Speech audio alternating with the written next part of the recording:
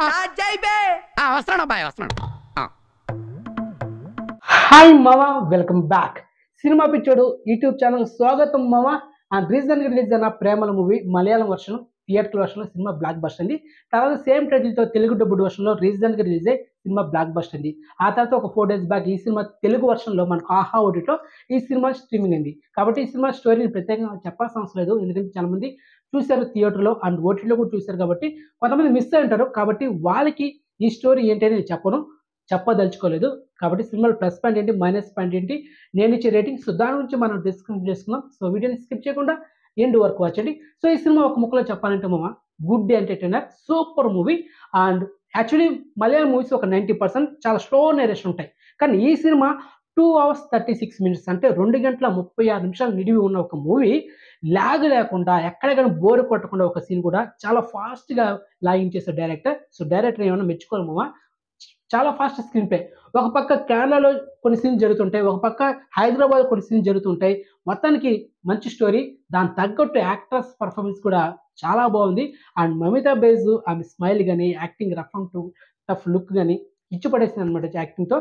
దానికి తగ్గట్టు హీరో కూడా ఇన్నోసెంట్ ఫేస్ వేసుకుని హీరో ఫ్రెండ్ మీద పంచులు వేస్తూ, హీరో ఒకరి మీద ఒకరు పంచులు వేసుకుంటూ గుడ్ ఎంటర్టైన్ మామ. తర్వాత ఈ ఆది ఒక క్యారెక్టర్ ప్లే చేస్తాడు, అతని మీద మన హీరో పంచులు వేయడం, అది కూడా గుడ్ ఎంటర్టైనర్. క్లైమాక్స్ కూడా మంచి టచ్ ఇచ్చేది అనమాట. ఒక సందర్భంలో మన సినిమా మధ్యలో మనకు ఒకటి అనిపిస్తుంది, one side love. For example, మనం ఒక అమ్మాయిని ప్రేమించాం, మనం వన్ సైడ్ లేవు అనమాట, కానీ తప్పని పరిస్థితుల్లో అమ్మాయికి మనం ప్రపోజ్ చేయాలి. అలా ప్రపోజ్ చేసినప్పుడు ఆ అమ్మాయి రిజెక్ట్ చేస్తే కనుక ఆ పెయిన్ ఎలా ఉంటుందో డైరెక్టర్ క్లియర్ కట్గా చూపించాడు సినిమాలో. అలా కాకుండా ఆ అమ్మాయి ఒకవేళ మన ప్రపోజల్ని యాక్సెప్ట్ చేస్తే మనలాంటి అదృష్టవంతుడు ఈ ప్రపంచంలో ఎవరు లేరురా అనిపిస్తుంది ఒక సందర్భంలో. మరొక సందర్భంలో అసలు ఈ లవ్ ఘట్టాలు మనకొద్దు, అసలు ఈ వన్ సైడ్ లవ్ అసలు వద్దు, చెత్త, సింగిల్గా ఉండిపోదాం, అది బెటర్ కదా అనిపిస్తుంది ఒక్కో సందర్భంలో.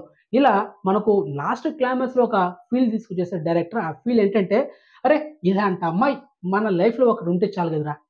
ఏం ఫీల్ తీసుకుంటే నిజంగా హ్యాట్స్ ఆఫ్ చెప్పొచ్చు డైరెక్టర్కి. ఇలాంటి ఒక ఫీల్ ఉన్న మూవీ, మంచి good entertainer, crazy and prime, ఎక్కడ కానీ లాగ్ లేకుండా డీసెంట్గా వెళ్ళిపోయిన సినిమాని ఫస్ట్ డే మన చెత్త యూట్యూబర్స్ నెగిటివ్ రివ్యూస్ ఇచ్చారు. ఎందుకంటే వాళ్ళు వాళ్ళ పాయింట్ ఆఫ్ వ్యూలో ఆలోచించారు కాబట్టి. ఎందుకంటే వాళ్ళు యాక్షన్ మూవీస్, అడ్వెంచర్ మూవీస్ ఇష్టపడేవాళ్ళు. ఇలాంటి కామెడీ మూవీస్ కానీ, ఎమోషనల్ కంటెంట్ మూవీస్ కానీ వాళ్ళకి నచ్చవు, ఎందుకంటే వాళ్ళు పాయింట్ ఆఫ్ వ్యూ ఆలోచించారు కాబట్టి. అది సో ఏదైనా ఒక మూవీ చూస్తే యూట్యూబర్స్ కానీ ప్రతి ఒక్కరు నేను చెప్పేది ఏంటంటే, ఆడియన్స్ పాయింట్ ఆఫ్ వ్యూలో ఆలోచించాలి.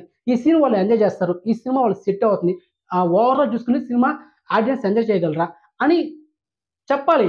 అది కాకుండా నువ్వు చూసిన పాయింట్ ఆఫ్ వ్యూ నువ్వు చెప్తే ఎక్కుతుందా? ఇలాగే ఏడుస్తాయి మనం చెత్త యూట్యూబర్స్ రివ్యూస్ అనమాట, మన తెలుగు మూవీ యూట్యూబర్స్ రివ్యూస్.